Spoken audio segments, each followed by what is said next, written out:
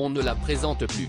Composée de Josiane Balasco, Christian Clavier, Gérard Jugnot, Thierry Lhermitte, Michel Blanc, Marie-Anne Chazelle et Bruno Moineau, la troupe du Splendide est, sans doute, la plus incontournable du cinéma français. Et ce grâce à des films comme Les Bronzés, 1978, Les Bronzés font du ski, 1979, Le Père Noël est une ordure, 1982, Papy fait de la résistance, 1983. Si la plupart des membres de la troupe ont connu le succès en tant qu'acteurs et actrices à part entière, Bruno Moineau, en revanche, s'est fait beaucoup plus discret sur la sphère cinématographique.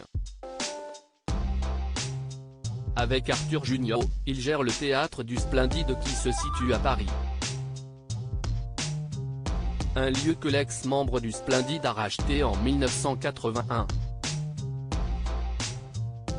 Si est-il là qu'il donne son nom à un man show, Bruno Moineau imite mal les humains, qu'il joue mardi 22 novembre à 19h.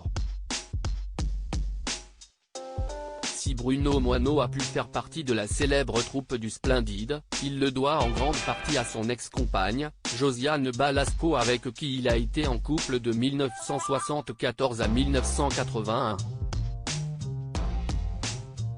À 23 ans, j'assurais la régie du spectacle d'un chanteur pour lequel je jouais aussi des maracas, déclare-t-il dans un portrait que lui consacre Le Parisien dans son édition du 20 novembre. Josiane, qui était copine avec le bassiste, était venue aux répétitions. Si est-il comme ça que ça a commencé. Elle connaissait la troupe du Splendide et, comme j'étais assez manuel, je suis allé faire des travaux dans leur théâtre à Châtelet. Je n'aille pas de regret n'ayant pas connu la même gloire de ses copains du Splendide, Bruno Moineau s'être surtout occupé de la salle et pas de sa carrière.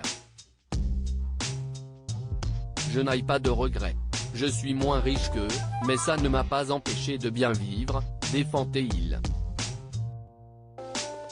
Il assure malgré tout être resté en bons termes avec les autres acteurs, on se croise régulièrement. Si est comme dans une famille, il y a des frères et des sœurs qu'on voit moins que d'autres. Bruno Moineau a pu hériter toutefois d'un César d'anniversaire décerné à toute la troupe du Splendide lors de la cérémonie des Césars en 2021. Retrouvez en intégralité le portrait de Bruno Moineau dans le dernier numéro du Parisien, édition du dimanche 20 novembre.